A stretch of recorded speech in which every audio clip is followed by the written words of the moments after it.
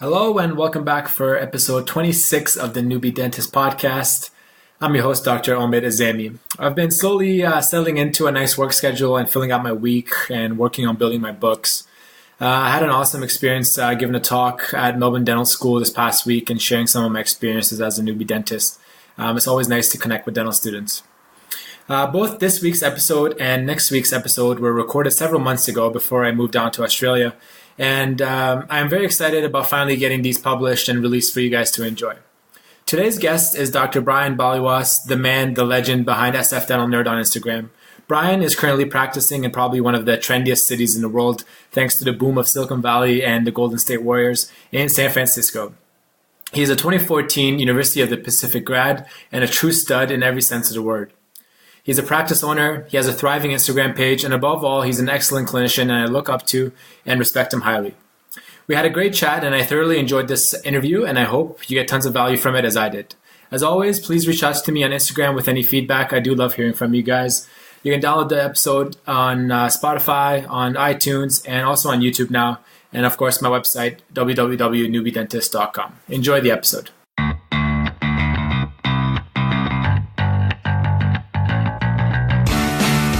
Hello and welcome to the Noobie Dentist Podcast, the safe place for newbie dentists to connect, collaborate, learn, and grow. The Noobie Dentist Podcast aims to provide high-quality and high-value content for all the newbie dentists out there. With your host, Dr. Omid Azami.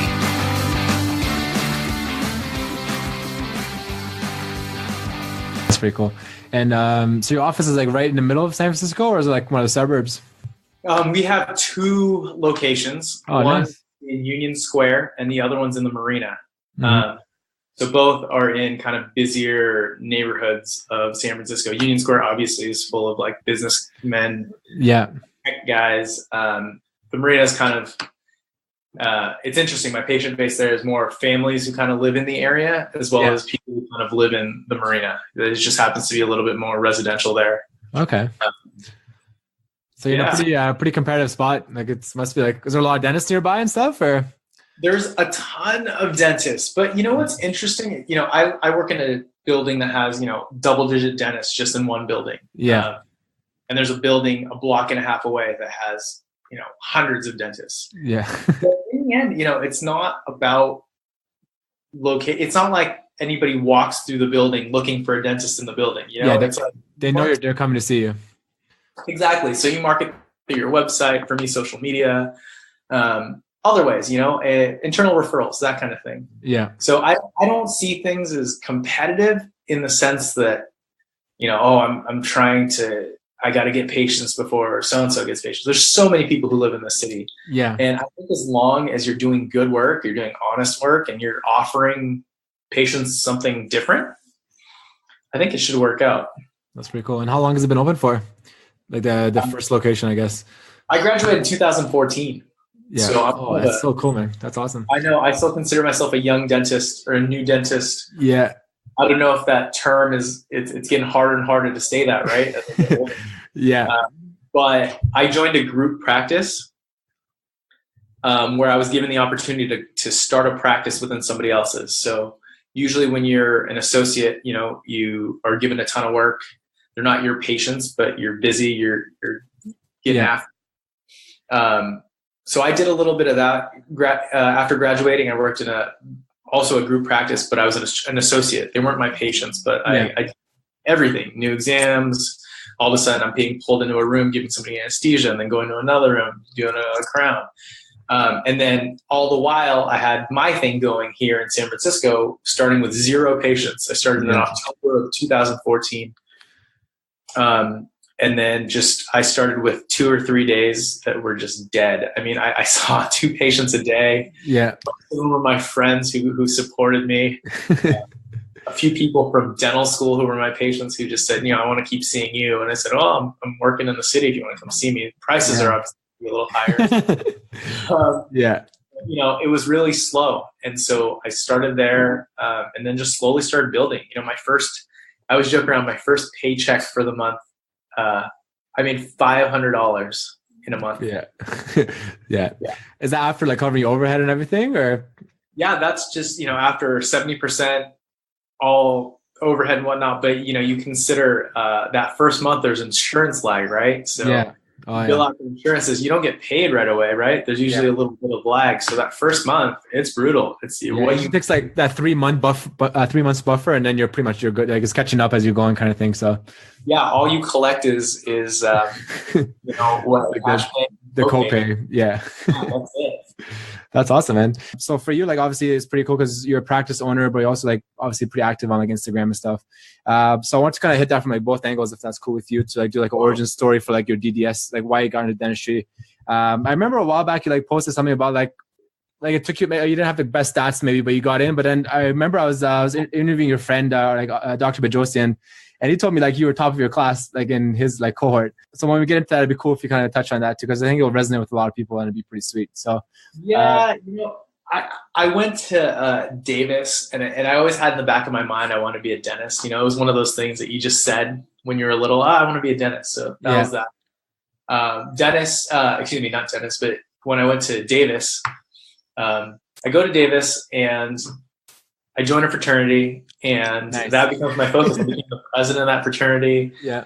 I started bartending. There were all these little things that kind of distracted me from school.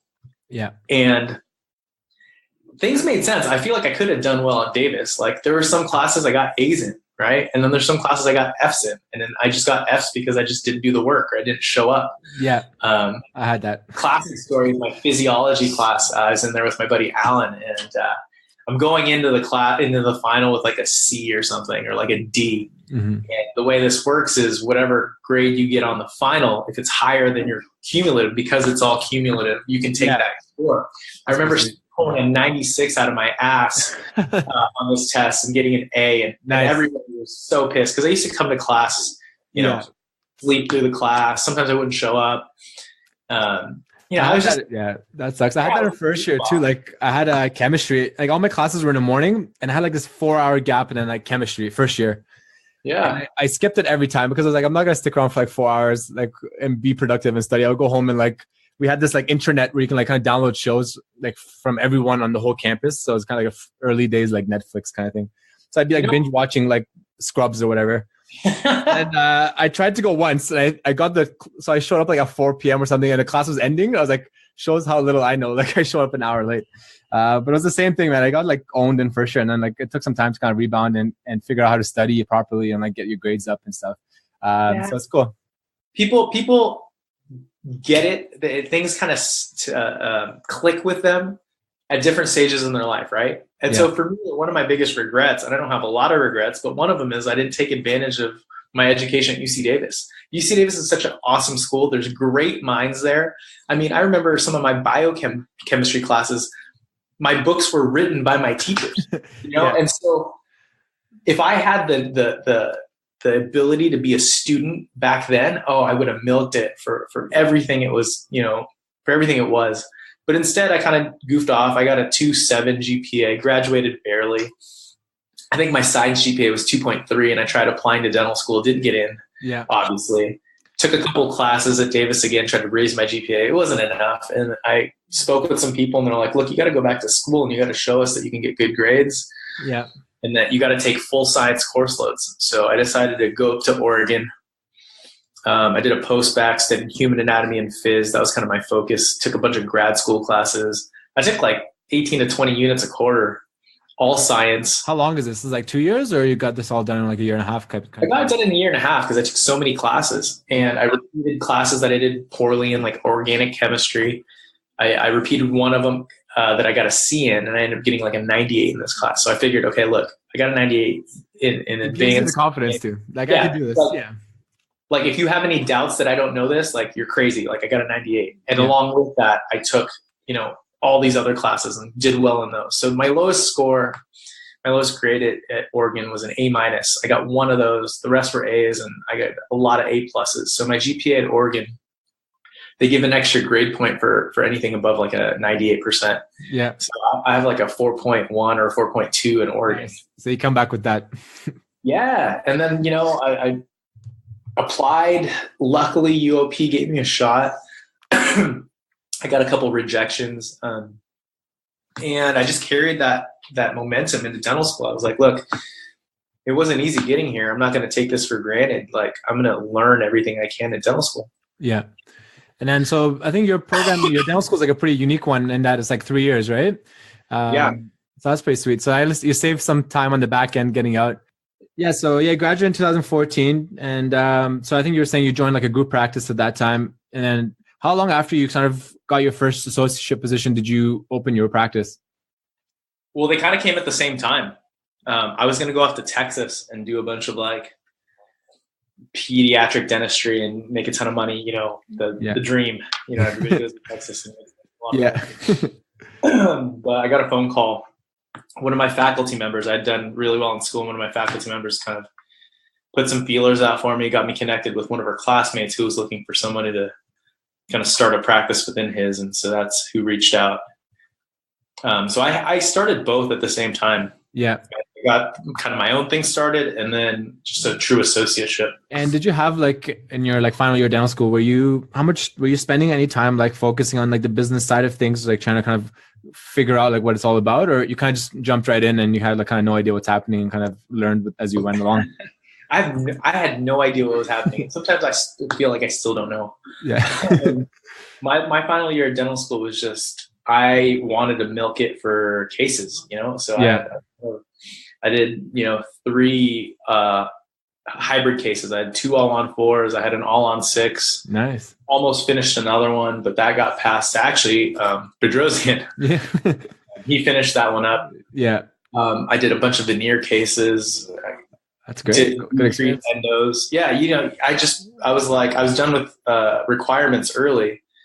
And so I was lucky enough to just be given a lot of work that some of my classmates who had to focus on requirements, they were like, yeah. Do you finish this? And I was like, absolutely. Like, that's awesome. That's the best way. Yeah, absolutely.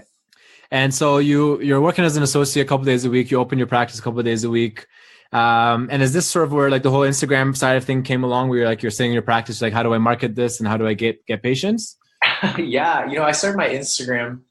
I've always kind of been a social media fan, and I had no qualms kind of sharing what I was doing or, sharing aspects about my life, and started kind of focusing on dentistry early on my Instagram, deleted all my old stuff that didn't have to do with dentistry. Mm-hmm. And then I think something got reposted, like some early case or some early video, something dumb I did, I'm sure. Yeah. Got reposted, it kind of took off, and then all of a sudden I started getting followers and it started just going. And so I started going with it, and I found that it was a way, I got my first patient who found me through Instagram. I was like, nice. Oh my God, like I need patients from this. So I started really focusing in on that. I found creative ways to kind of share these posts, how to get them out there, how to target them to certain audiences. Yeah. Now it's kind of, I don't know, it's one, it's free. Yeah. In my time, right? It takes a little bit of time. Consuming for sure. I'm impressed by you guys, man. Because I mean, obviously I started mine like not that long ago, and it's like nowhere to the scale that your guys is in terms of like, I'm sure like, I get a message here or there. Like in the beginning, like you're so excited. You're like, oh my God, someone like reached out. It's pretty cool. And then it becomes like a little bit more frequent, but I can't imagine like at your scale, like how many people are like constantly messaging you for like feedback and stuff. Yeah, that's insane. This is my phone since I started with you. Like, it's just notifications. So it takes up a lot of time. It's just like anything in dentistry, right? Like, CEREC crown, your first one, takes a lot of time. You got to prep it, and you're scanning, and then you're trying to design. You have no idea what's going on. You try to like increase the contact, but you have the wrong thing, so it makes it turn into a balloon, and you're like, God, what's going on? Yeah. But eventually, you kind of find a workflow, and so it's interesting. I was talking to Dr. Bedrosian about this. He has his little social media workflow. Yeah. He goes through Photoshop, and then whatever else program, and then resizes it. Mm-hmm. For me, I have certain apps that I just have my workflow. If I have an idea in my head, something pops into my mind, it really only takes me 5-10 minutes to put something together. Yeah. Maybe 10 to 15 minutes if it's a picture from my digital camera. Yeah. Transfer that over.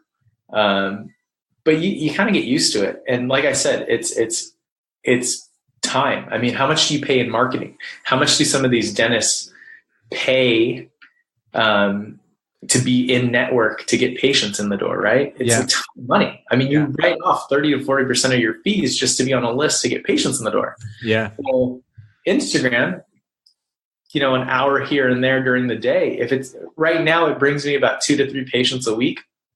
That's pretty good. One week I had like 7 or 8 patients come. Nice. Say, found me through Instagram. I mean, that costs you money. That's pretty good. Yeah. Yeah. So it's a time efficient use of your resources. And so how's it changed? I'm curious because I'm finding like maybe like the Instagram stories are kind of starting to like maybe overtake like posting. Like engagement in posts maybe is down a bit. So I'm curious to see, like, I'm sure like when you started, there was no stories at all, right? Like there was like Snapchat and then Instagram was just like posts. So I feel like that's like a pretty cool thing that's happening right now. Like it's like early days in that sense. So a lot of people, I'm trying to figure out like, because I don't post that much really like in my page, but like I'm semi-active like in my stories and trying to engage that way. So I think that's like, how have you found that? Have you found that to be like a trend or? I mean, I don't try to think about it as much. I feel like if I have something that I think I want to share and keep permanent, then I'll post about it. And my posts take a little bit more time and thought. If I have something on the whim and I'm like, oh man, I kind of want to share this, I'll put it in my story. It's quick, it's easy. And sometimes I get a lot of interaction on my story to the point where I'm like, oh man, I should turn this into a post. That's smart. Yeah. Yeah. So sometimes I get certain discussions and like right now I shared, I don't know if you saw, I shared like a partial coverage onlay. I'll call it an onlay, even though I'm replacing one cusp. Yeah. And I had so many people message me. I think I had maybe 20 to 30 people message me and say, how do you bill this? How do you get insurance to pay for this? Oh, like the MO one, right? Yeah. They're like, well, if insurance doesn't cover this, do you bill it as a crown? And I think I'm going to post about it. How I don't question, yeah, but I don't think that has anything to do with the treatment you want to do. Yeah. I think if you educate your patients, and I gave my patient options, I said, look, some people would crown this. Mm-hmm. And your insurance would pay 50% of that crown fee. And in order to crown it, we have to cut away a lot of tooth all the way around. I think I can cut away very minimal amount of tooth and I can bond in the smallest little piece of porcelain and save a lot of this tooth for you. It'll decrease the chances of you needing a root canal. It'll decrease the chances of you needing this tooth extracted in the future. It'll decrease the chances of you getting recurrent decay because there's less margin. The downside is your insurance probably won't pay for it. Yeah. What do you want to do? I mean, that's awesome. Yeah. What are you going to do? You're going to say, oh, well, I want to take 50% of the other thing, and maybe one day I'll get this tooth extracted. Who the hell wants that? Yeah, that's awesome. So you want to educate your patients. Yeah. The communication is huge. And it's something I'm learning a lot more and more to like just present the options, let them decide, the onus is on them, right? And then And on top of that, let's say, because I'll be honest with you, I did not want to cut a crown on that tooth. If they said, hey, I want the crown, I would probably say, I got to be honest. I would force I'd be like, here's something you got going on. And, a crown's a little different because I think it falls within the realm of reasonable. Yeah. But there's certain things that if patients want and choose, you don't have to do it. Somebody else will crown that tooth or put the veneers on or do something that you're not comfortable with. And I think that's the issue is, on I've heard that reasoning too, that they're like, if I don't do it, somebody else will. So you see it on Instagram constantly. They're like, well, that's what the patient wanted. It's like, oh, I'm glad your patient's dictating the treatment. I think it's a discussion for sure. And in the end, they have the right to do what they want with their tooth. But you have to take responsibility for the work you're doing too. Yeah, for sure. And so what's like in terms of I know you're pretty active with like CE and stuff as well. And so I've been asking this from a lot of people because I think it's like a really good question to ask like young dentists is what have you found like the best ROI to be? Like which course have you taken that you're like, man, I come back to the office and I'm like juiced up, I'm ready to go. And it's like something that's practical. I can like apply it the next day and I'm like increasing my production. I'm able to like provide a better service to my patients. Like what have you found in terms of like all the courses you've sort of taken so far? Totally. That's such a good question. And I'd say the biggest ROI so far has been, for me, joining the AACD and attending their conferences. especially if you're a new grad. If you're a new grad, it costs almost a half or a third of what it costs me now to attend these conferences. And at these conferences, you're surrounded by people who actually want to be really good. And I mean, it's not cheap to go to these conferences. So you get these people who want to learn from people. And, as you get familiar with who actually knows what they're doing and who is skilled, you notice these lineups, I call them lineups. It's like, it's almost like Coachella, like you look at it and you're like, oh my God, like so-and-so's here. Yeah. Like who am I going to see? And then you really have to think about like, oh, well, this person might be here next year.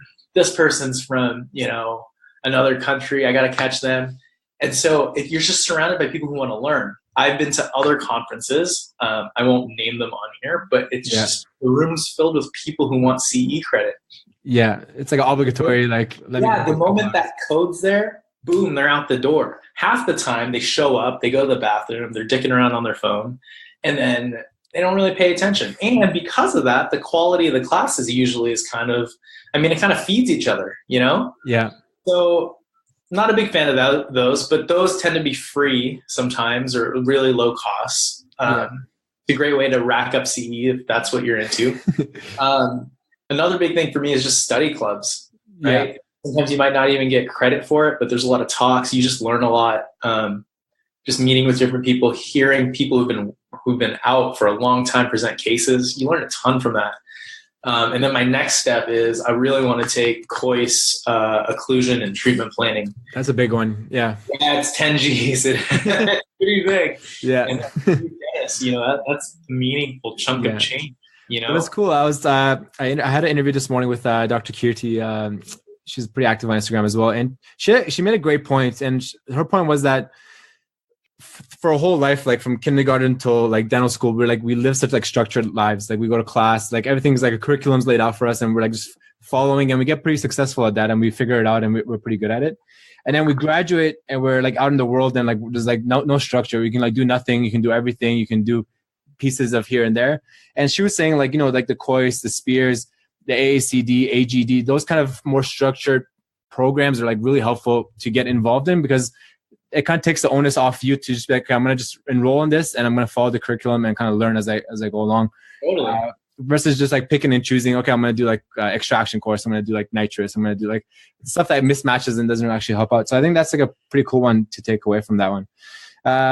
And so I noticed like lately, photography has been pretty big for you as well. Yeah. How's that been in your practice, and how's like the workflow been? Because I obviously from you guys, I get pretty inspired, and like it's like obviously Instagram's all photography, so there's a lot of great photographers on there. So I bought like a macro lens, and I got my DSLR. I haven't taken a course, but like I had a hard time integrating it into my practice. Like I'm gonna stop my procedure, like grab this camera, like figure out like the zoom. Like how's the workflow been for you, like figuring that out? My workflow for like in the middle of procedures isn't dialed yet. For me, taking my typical layout, initial photos, my records photos, that's fine. For Invisalign records, fine. After procedures and that kind of thing, great. Yeah. But yeah, you're right. It's kind of cumbersome to just stop and go, man, I really want a picture of this. And it's like you got to de-glove, grab your giant camera. Yeah. Like hover over the patient. And like. But it also depends on what kind of practice you run. I tend to run a little slower practice. I only see in my column outside of my hygiene checks, I only see like 4 to 7 patients a day. Yeah. If that, probably closer to 4 to 5 or 6. And so it's not too bad. And once you figure out, just like this tip I gave yesterday, once you figure out that you don't need 2 hands, you don't actually need to focus with your left hand. Yeah, you move the camera. That is just for your magnification, and you can actually move in and out to focus. Yeah. That frees up a hand to do other things, to retract, to hold a mirror. It's pretty quick. Yeah. And so photography, I think, is pretty important. It depends on what kind of dentistry you want to do. There's dentistry out there that doesn't require it. It doesn't need it. But for me, I don't need to send my patient to the lab for a custom shade. So that saves me some money there. It saves me some time. I don't need to do a try-in appointment, although, it happens. Yeah. It's nice kind of nailing the color and understanding that like what you're going to get back. Yeah. And having, predictability. That's what we all want, right? Yeah, for sure. It's nice to be able to market, to take cool photos, and it's nice to be able to share cool photos. I mean, I see a lot of cool cases on Instagram, and the first thing I look at is, oh man, this picture's so blurry. I can see that the teeth used to be stained and crooked, and now they're straight. But God, it looks Mickey Mouse, And so it's like, what level of dentistry are you going to be doing? It's got to carry over. The sad thing is, this was taught to me in dental school. And I look back at my photos in dental school, they weren't that great, but at least I was trying to learn on a digital, a DSLR. And now I feel like the emphasis, everybody's kind of toning it down. I want to point and shoot. It's easier to use. Nobody uses a big camera in practice. It's like, not a lot of people do, right? Not a lot of people do veneers, right? Not a lot of people do really good veneers. It's like, what kind of dentist do you want to be, though? Yeah, that's true. And it's hard because I think that's what, I mean, there's like a lot of good in Instagram, and I'm like a huge fan of it in terms of, meeting and finding mentors and like learning cases and stuff. But one of the bad things is like the whole like FOMO side of it, where you're like looking at it, you're like, man, the whole world's like doing full mouth rehabs. Like, what am I doing in my practice? Like doing like class 2s all day. Like, so I think that's cool. Like to say like, you have to figure out what you want and how you're going to practice and kind of, work in there and see what's your comfort zone. So another question. Go ahead. Sorry, but we just, you just talked about photography, and like everybody wants these big cases. Mm-hmm.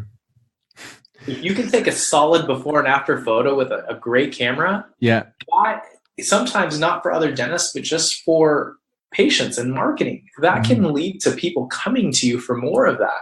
Yeah. So, you ever watch the movie Boiler Room? Yeah. You got to act as if, right? You got to act as if you're just as good as APA. Yeah. You got to act as if you are already accredited. You got to act as if you take the best photos in the world, and it'll just come. It's a mentality. And another thing I talked about, I've been talking about with people is like vision, obviously. And so I want to see what your vision was like when you graduate dental school to like where you are now in your practice, and like how things have like evolved or changed. And like going back to Dr. Kirti this morning, she was saying values over vision. Like your vision can change over time, but if you have like your values of like, this is what I want, do the best that I can do, or whatever it is that makes you like feel comfortable with how you're practicing. And that was like a cool way of thinking about it, because I've always been like singular vision, like I want this, and this is like the steps I got to do to get there. So I'm curious to see like what your sort of experience has been, and like how things have changed in terms of like in third year of dental school, like how you thought you would be practicing like 5 years out versus how you're practicing now. Yes, that's a good question too. I mean, to tell you the truth, I'm only 4 years out. Yeah. It's already kind of changed. I didn't know what to expect. When I first started off my first year or so, I was just like you, doing class 2s, and a lot of that's because of your patient population. You got a young demographic. You're a young dentist. You're going to see young patients. Right? Yeah. But it's important. I think it's important to have a little both. You have to know what you want kind of in the end, but you also have to have the values to support it. So in the end, for me, I just want to be doing good work. I want to be doing solid work that doesn't need to be replaced. I want work that other dentists see and I get phone calls. I love getting phone calls from the lab saying, hey, that was solid. Like that's the kind of work I want to do. I want to take pride in it. That's awesome. Yeah. So the values that you need to support that is you have to do honest work. You have to book appropriately. You have to be reimbursed appropriately, right? You can't be, at least here in San Francisco, you can't except be a network with, a ton of insurances and get paid, $98 for a filling that takes you an hour, Yeah. You're gonna like rubber dam and like do proper like isolate, like all that stuff. Yeah. Yeah. And so you really have to ask yourself, in terms of values, the one thing for me that I really have never really, I had to get away from is this is good enough. Right. And luckily for me, I got away from that quickly in dental school. Yeah. Like things were just never good enough. Like, oh, I passed. That's good enough. No, it's not. It's like, There's always better. Today's appointment went really well. I was telling you earlier, I prepped a bunch of crowns, a bunch of veneers, 10 units, took me 4.5 hours. got the temps on there, and all I can think about right now, even during this podcast with you, is, man, that margin on my temp on number 9. Yeah.